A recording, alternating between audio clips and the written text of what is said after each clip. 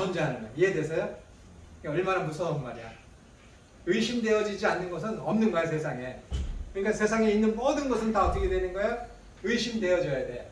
근데 그 대상이 이제는 신에게까지 갔다는 거야. 하나님도 존재해? 그럼 우리가 의심해야지. 진짜 계신지 안 계신지. 그분이 그런 말씀하셨어? 그래? 그럼 그런 말씀 했는지 안 했는지 의심해 봐야 돼. 그분이 그 말씀하셨어? 그래? 그 말씀이 뜻이 A라고? 그럼 맞는지 안 맞는지 의심해 봐야지. 라는 거야. 모든 것이 다 의심되어지는 거야. 저항하는 것이지. 의심이라는 것은 뭐예요? 저항하는 것이지. 저항이잖아요. 어? 아버지가 딸한테, 자식한테 너 이거 해라. 그럴 때 네 하면 되지. 근데 왜? 그거 그렇게 하는 거 맞아요? 의심하는 거는 뭐예요? 저항하는 것이지. 그래야 발전이 있고 또 그러는 거예요, 여러분. 그러니까는 95개조 논방을 이제 비텐베르그 학교 그 성당 앞에다가 딱 붙였잖아요. 루터가 의심되는 것이지. 네? 당신들 이거 했는데 이거 잘못된 거니까는 확인해봐. 나랑 토론하자라는 것이죠. 의심되는 것이지. 그래서 안 되니까는 교회가 분리됐어요. 그 이전에는 구교에서 하는 모든 것은 다 저항할 수 없는 그런 것이에요. 스토아 철학에 의해서 진리가 세상을 주관하고 성경이 세상의 이성과 생각을 다 주관하던 시기였는데 같은 교회 출신의 사제가 교회에 대해서 저항을 하네. 그리고 반기를 들었어. 그리고 뛰쳐나와서 새로운 종파를 만들었네. 누가? 일반인들이. 누가? 학자들이. 아, 진리에 대해서 저항할 수 있구나. 그걸 누가 했어? 진리를 수호해야 될 사제가 그랬거든. 그것들이 이제 20, 30년 지나고 100년이 지나니까는 철학자들이 활기를 치는 거지. 그전에는 그 신에 대해서, 진리에 대해서 저항하고 의심하고 그랬으면은 마녀 사냥을 해갖고 마녀다라고 화형을 시키고 고문을 하고 가두고 그의 모든 것을 다 박탈하고 그랬는데 이제는 그런 시기가 아니었거든요. 안 됐거든. 그러니까 생각의 자유. 말 그대로 몸에 이런 육신의 어떤 내가 어디 갈 수 있고 내가 무엇을 하고 싶은 거 마음대로 할 수 있는 그런 프리덤의 세상이었는데 그러나 그 전에는 뭐예요? 스토아 철학과 구교에 의해서 리버티, 사상의 자유는 없었거든. 사상의 자유는 없었어. 생각의 자유는 없었어. 물론 내가 A라는 생각을 하더라도 저들이 내가 무슨 생각을 하고 있는지는 모르지만은 그 리버티라는 그 사상의 자유, 생각의 자유를 내가 내 입을 통해서 내 글과 책을 통해서 세상에 출간하고 발설할 수 있는 그런 자유는 없었거든. 이제는 뭐예요? 구교와 신교가 분리가 됐네. 그러니까는 이제 철학자들이 이제 프리덤에서 리버티로 다 된 거야. 사상의 자유, 생각의 자유. 그것을 이제 뭐예요? 책과 글로써 펴낼 수 있는 시대가 된 거지. 이게 리버티야. 자유주의가 뭐예요? 그동안 쭉 해오던 성경 연구 방법이 있어. 정통적이며 보수적이며 성경적인 그런 해석 방법이 있어. 왜 성경을 그렇게만 봐? 왜 성경을 그렇게만 해석을 해? 라고 하는 게 자유주의야. 그걸 리버티라잖아. 리버티. 그게 자유주의야. 정통적으로만 그동안 해오던 대로만 하지 말고 좀 다르게 해봐. 좀 자유를 갖고 생각의 자유를 갖고 성경을 왜 꼭 조직신학 체제 안에서만 해. 내 마음대로 성경을 해석하고 읽고 가르칠 수 있게 해봐. 그거지. 삼위일체 그거 진짜 존재해? 그거 맞아? 아닌 것 같은데 마음대로 할 수 있는 거지. 이게 자유주의예요. 이게 자유주의. 그동안 쭉 해오던 것에 대해서 반감을 들고 내 마음대로 하고 싶어 하는 그런 것들이 자유주의지. 근데 그 자유주의에 뭐예요? 이제 한계를 느낀 거야. 사람들이.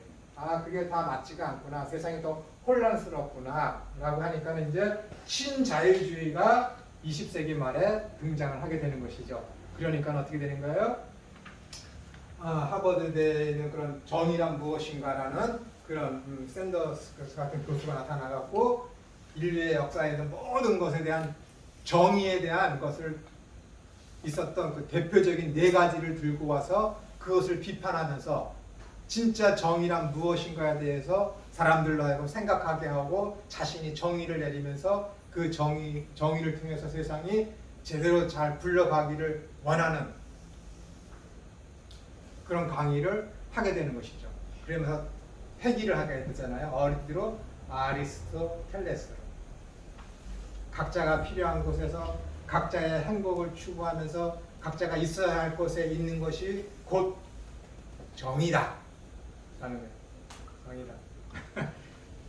저는 아주 그 아리스토텔레스의 그 자유의 정의에 대해서 목적론적 정의, 목적론적 자유, 저는 고등학교 때부터 거기에 푹 빠진 사람입니다. 거기에 푹 빠진 사람이에요. 왜냐하면 그래야 내가 편하거든.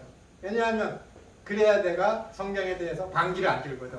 왜냐하면 그래야 내가 하나님과 나사의 관계에 있어서, 이건 나중에 든 생각이지만은, 그래야 나와 하나님과의 관계에서 내가 의심을 하지 않게 되거든. 하나님은 창조주이시고 나는 피조물이야. 하나님은 창조주로서 그 자리에 있는 게 정의이고 나는 피조물로서 피조물 위치에 있는 게 정의야. 이게 뭐예요? 목적론적 정의라니까. 이게 아리스토텔레스가 이야기한 거야. 그러니까 이 저 샌더스가 정의란 무엇인가에 대해서 정의에 대해서 쭉 이야기하는 마지막에 하는 얘기가 이 아리스토텔레스의 이 목적론적 정의를 들고서 이야기를 마친다니까. 얼마나 멋져. 신자유주의 그 이야기를 하면서 옛날 기원전 4세기로 돌아가. 지금부터 2500년 전으로. 세상은 새로운 게, 전도서에 있는 말씀들은 새로운 게 하나도 없어. 하나도 없어. 그 책 읽어보셨어요? 정의란 무엇인가? 20세기의 최고의 책인데. 네. 읽어보세요. 한 700페이지밖에 안 돼요. 이 성경은 1000페이지가 넘는데 왜 그러세요?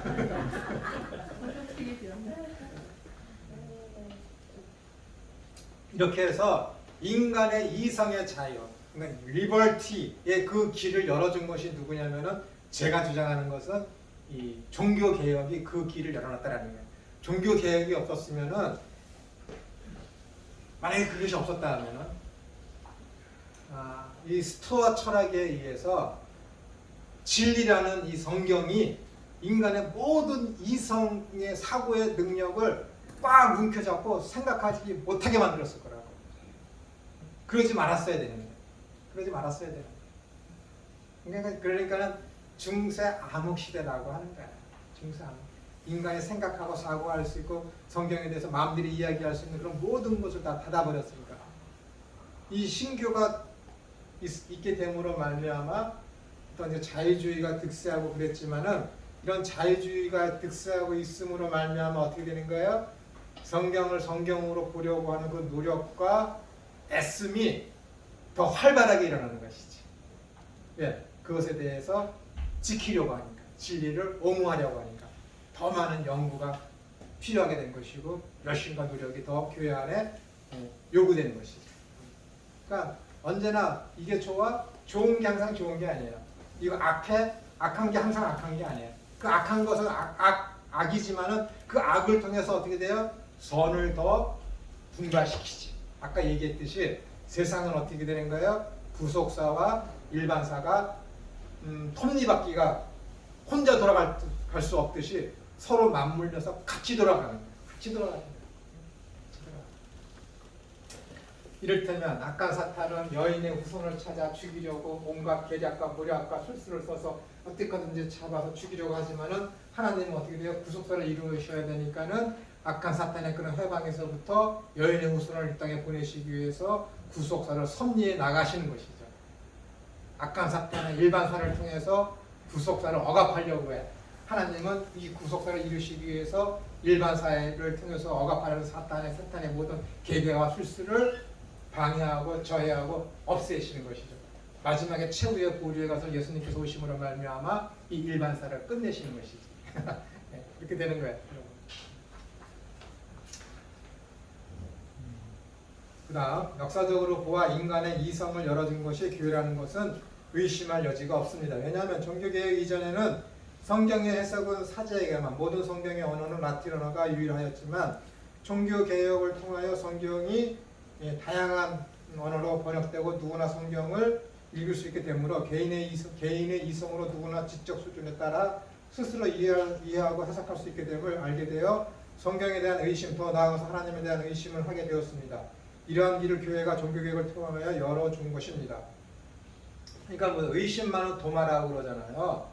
예전에 저번에 여기 오셔서 강의하셨던 그 도마 선교사님이 그분의 카톡에 프로필에 보면은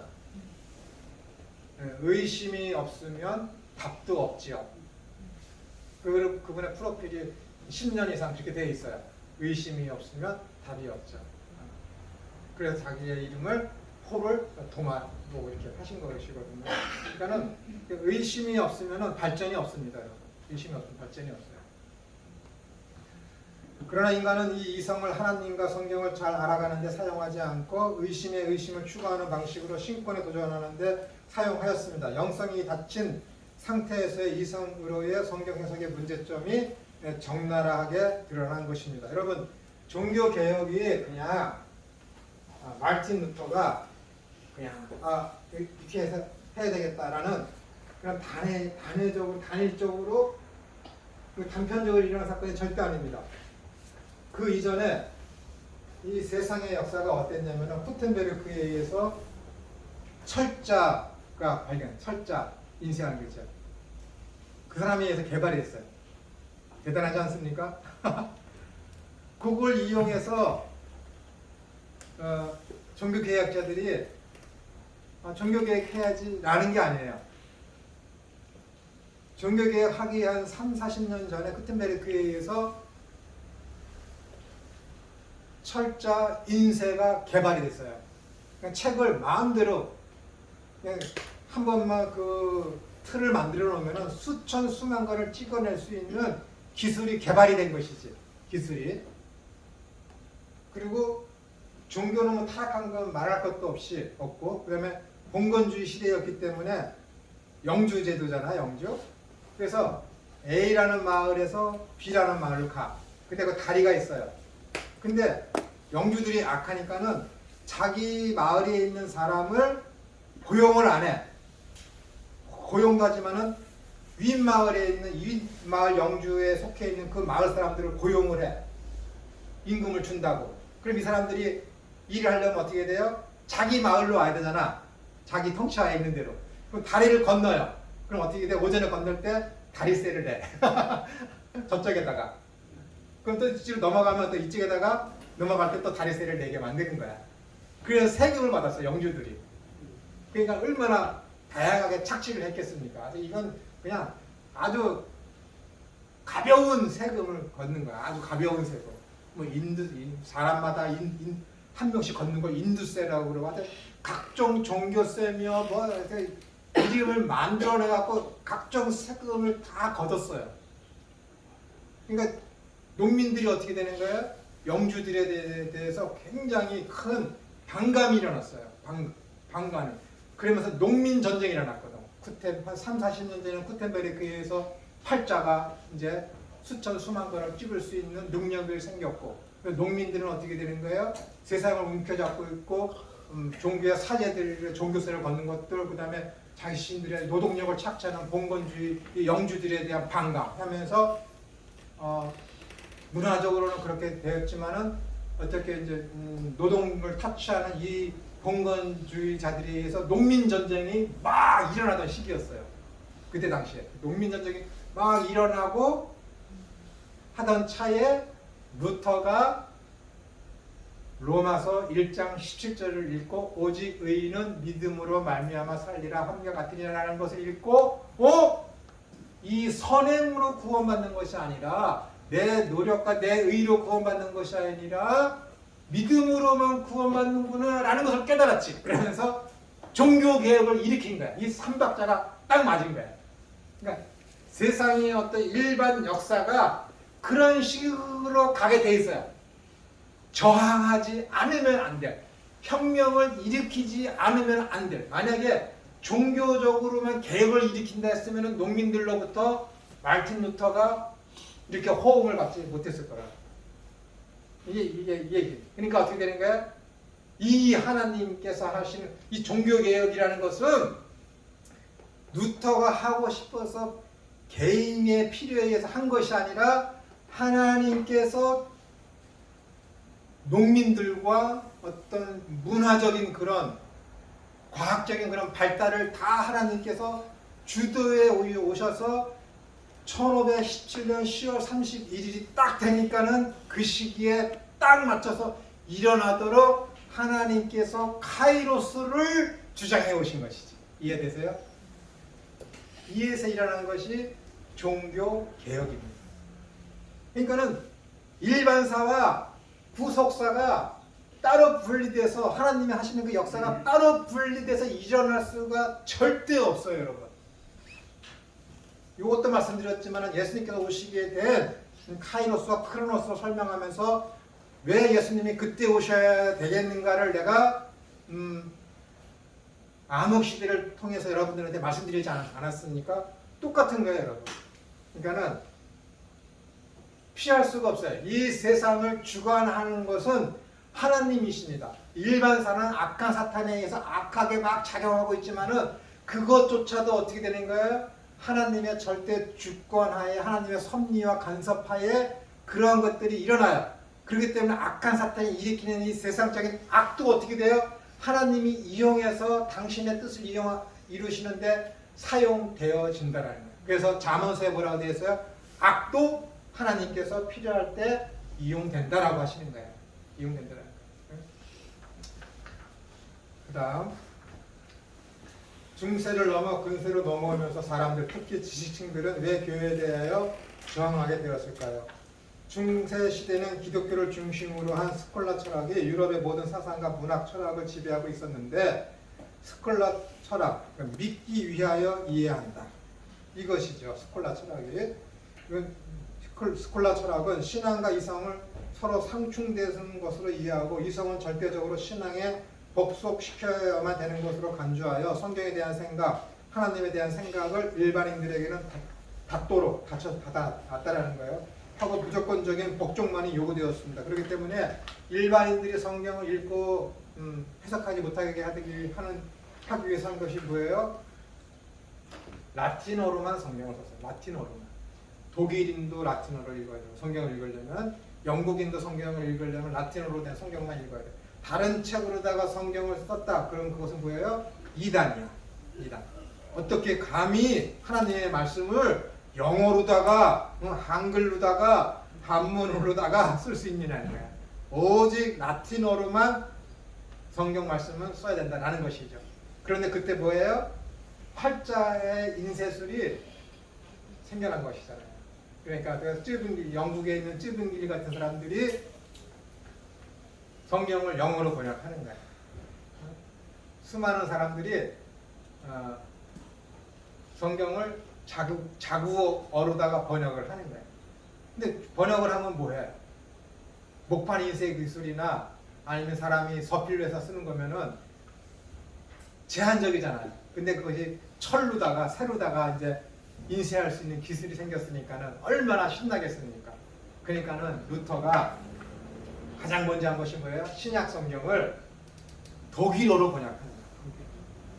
그래서 그 철판 기술로다가 된 것을 찍어내갖고 그냥 전 독일에다가 독일어로 된 성경을 퍼뜨리니까 사람들이 그것을 읽고 뭐야 우리 사제가 우리 성당에 있는 이 사제가 가르치는 이 성경 순 엉망이냐 오류가 많네 그런 것을 알게 되는 것이죠. 대로 바르게 되는 것이죠.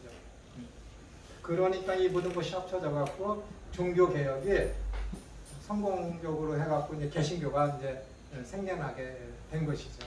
네. 이러한 상황이었던 상황에 종교개혁이 발발하고 성경의 번역이 다양해지고 누구나 성경을 읽고 생각하고 의심하고 말할 수 있는 이성의 능력을 발휘할 수 있는 길이 열려지게 되었습니다. 이 길이 종교개혁을 통하여 열려진 것입니다. 그런데 수세기 동안 이성의 제한을 받던 사람들의 행동이 교회에 대한 저항으로 나타나게 되었는데 이러한 현상은 이성의 자유를 찾는 무리들에게는 자연스러운 현상이라고 할 수 있는 것입니다. 스콜라 철학에 갇혔던 이성이 눈을 뜨게 되자 믿기 위한 이해가 아닌 믿음과 믿음의 대상을 알고 싶어하는 의심, 더 나아가 존재에 대한 의심, 그 자유를 신본이 아닌 인권, 인본을 중시하는 곳으로 눈을 돌리게 되었습니다. 그 결과 의자가 아니라 자유의지가 발생하고 성경을 제멋대로 해석하는 아이러니가 발생하였습니다.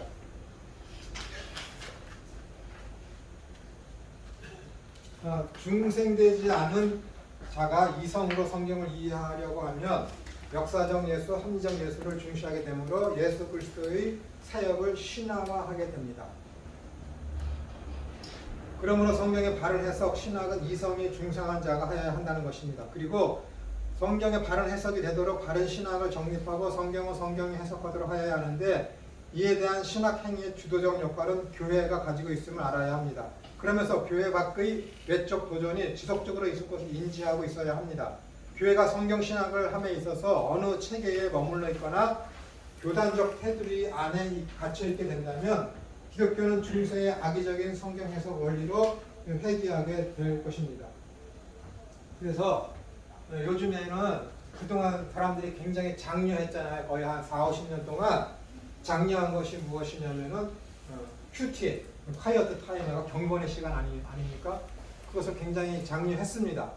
그런데 이제 21세기에 들면서 이 경건의 시간에 대해서 이제 사람들이 이제 문제점을 제기하기 시작했죠. 왜냐하면은 그 이전에는 우리 대한민국의 자유주의자들이 활기를 치지 못했습니다. 그래서 성경을 읽고 해석하는 개인, 전문가들이 아닌 개인, 일반 교회 다니는 개인들이 성경을 읽고 해석하고 경건의 시간을 갖고 있는데 출판된 어떤 서적을 놓고서 경건의 시간을 가질 때 그 테두리 안에서 할 수 있는 여력이 많았습니다. 그런데 요즘에는 출판사가 아주 다양하니까는 이것이 성경적인지 이거 정통 보수적인지 자유주의자를 쓰는 것인지 그것을 분간하기가 어려운 시기가 됐어요.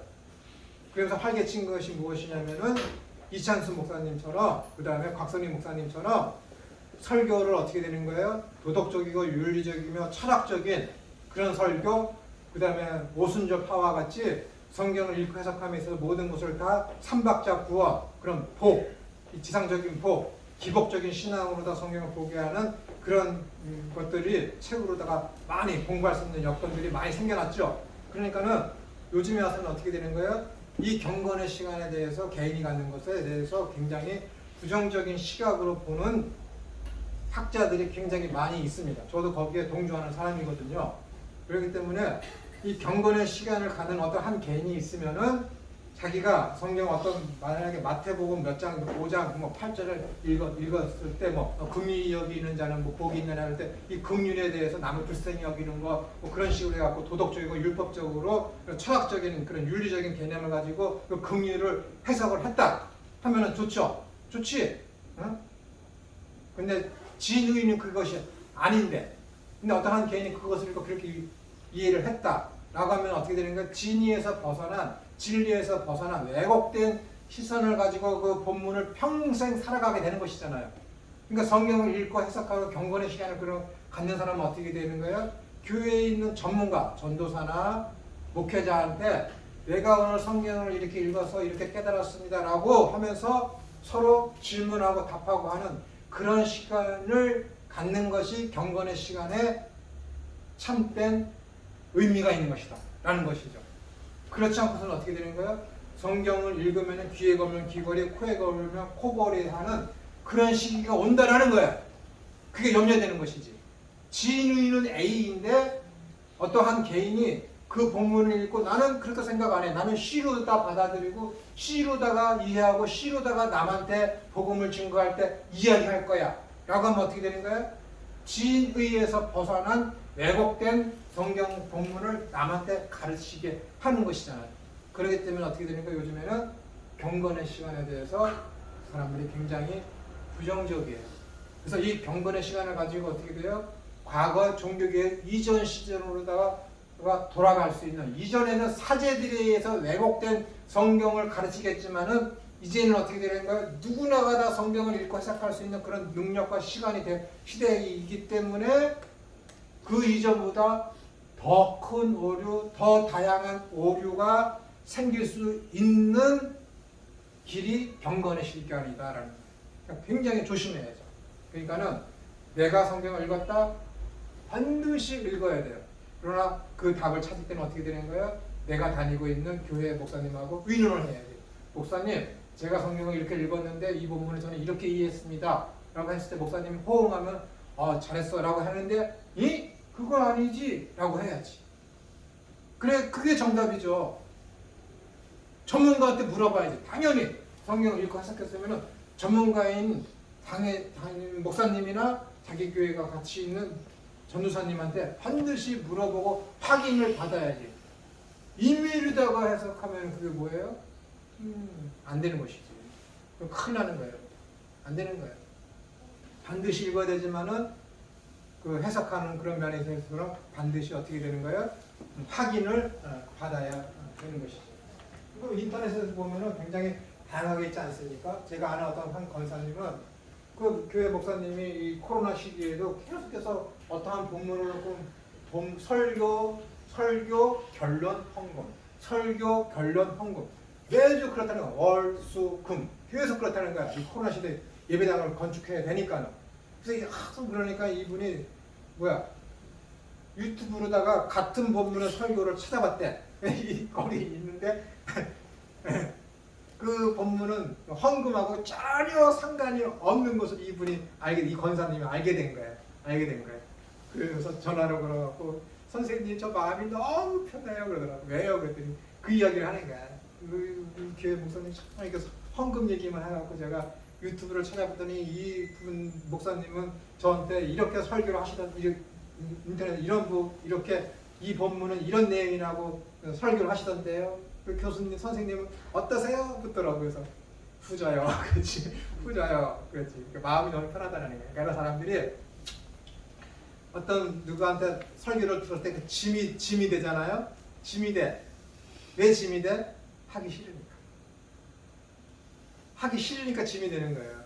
그러니까 하기 싫으니까 의심하게 되는 거고 사람의 심리가. 제가 나중엔 그랬어요. 그분한테 교회 예배당 건축하고 그러면은 함께 짐을 나눠서 교회에 덕이 되게 권사님이 역할을 하셔야 되잖아요.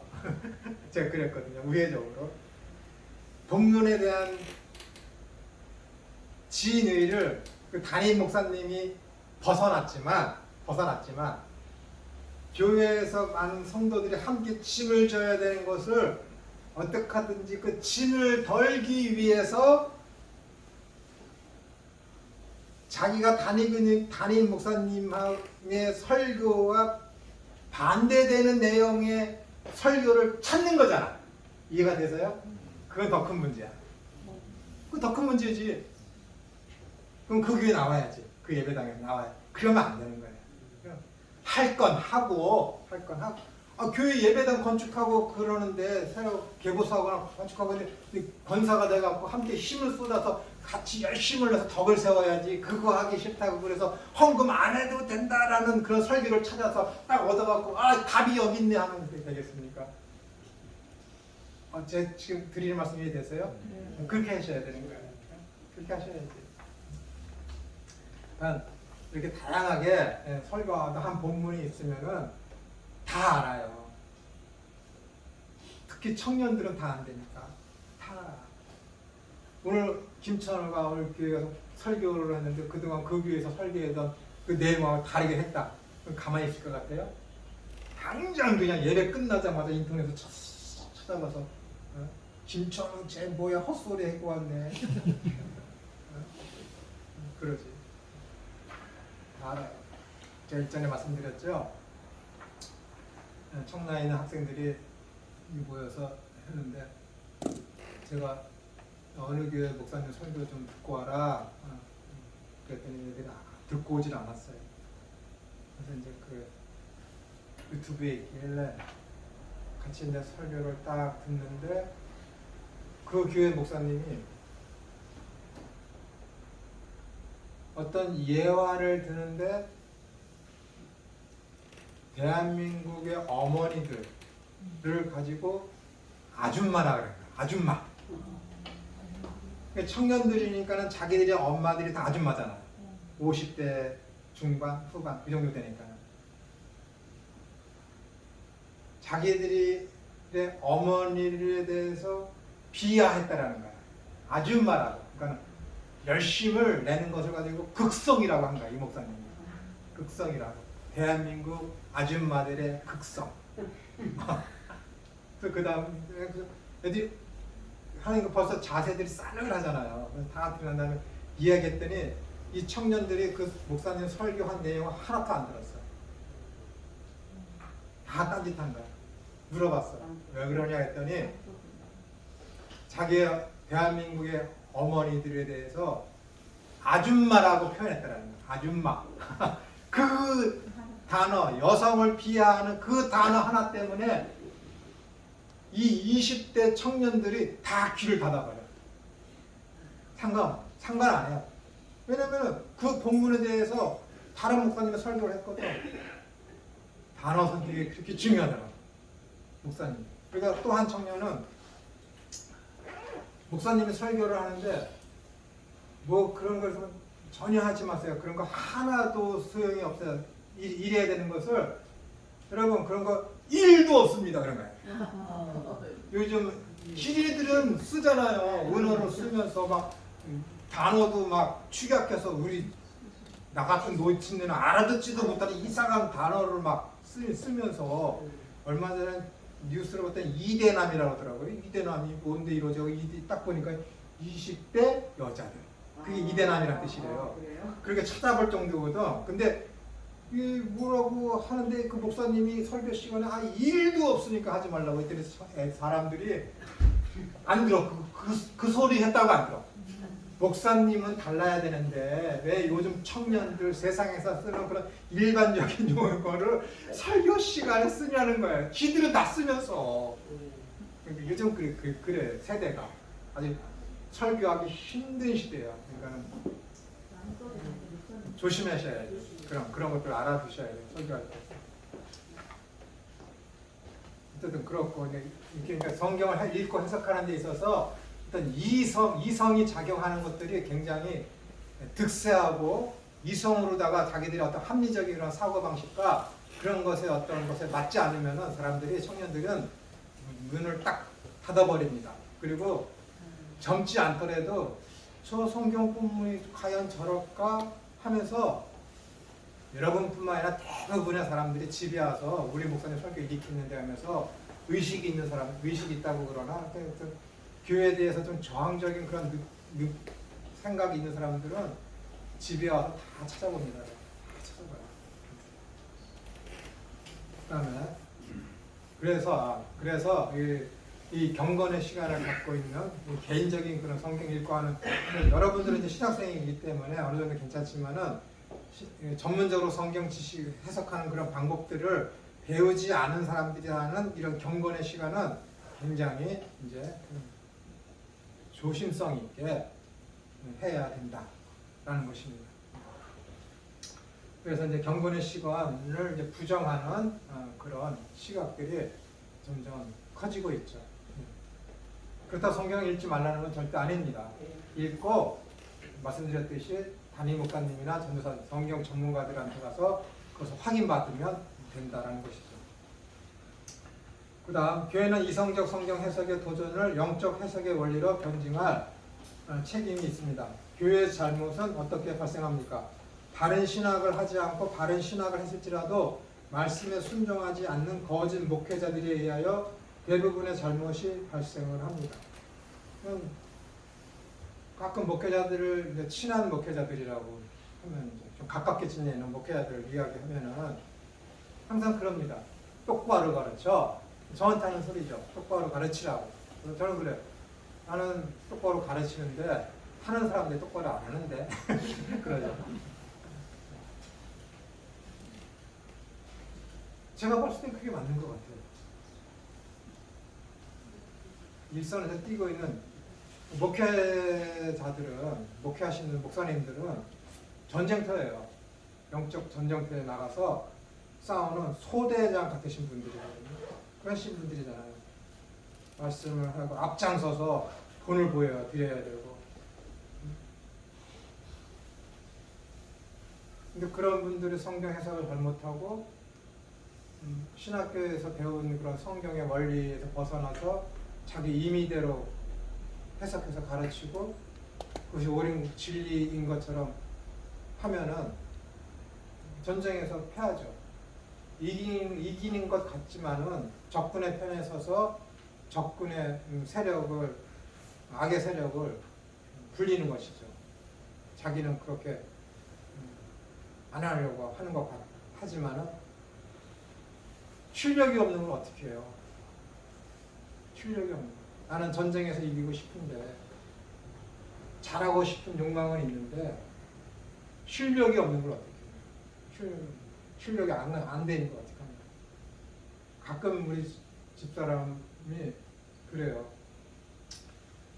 유튜브에다 성경을 이렇게 하는 걸 이렇게 듣고 나서는 아, 이분은 그냥 자기가 하던 일을 했으면 좋았을 것.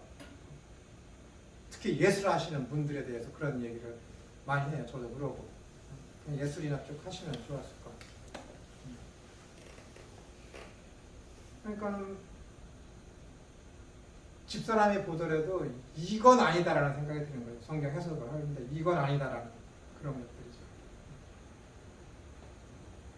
할 수 없어요, 여러분. 여러분들은 이미 신앙이 있는 분이시고 믿음이 저보다 훨씬 더 강력한 분들이에요. 그렇기 때문에 목회를 하시려고 여기 계신 거 아니겠습니까? 신앙에 대해서는 의심할 여지가 없어요, 여러분. 믿음에 대해서는 의심할 여지가 없어요. 근데 실력이 없으면 믿음은 못 따라갑니다. 실력이 없으면 믿음이 못 따라갑니다. 나는 잘하고 싶은데 실력이 없는데 어떻게 잘합니까? 안 되죠. 전문가가 돼야 되는데 그거 안 되면 되지 않습니다. 나 기도해서 하나님 저에게 능력을 주세요. 성경을 분별할 수 있는 영적인 능력을 주세요. 노력 없이 그것이 기도만 한다고 되는 게 절대 아니거든요.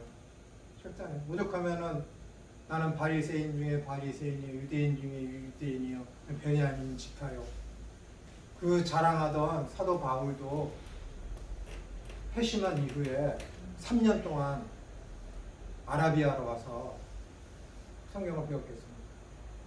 그런 사람들 실력을 키우는 거죠.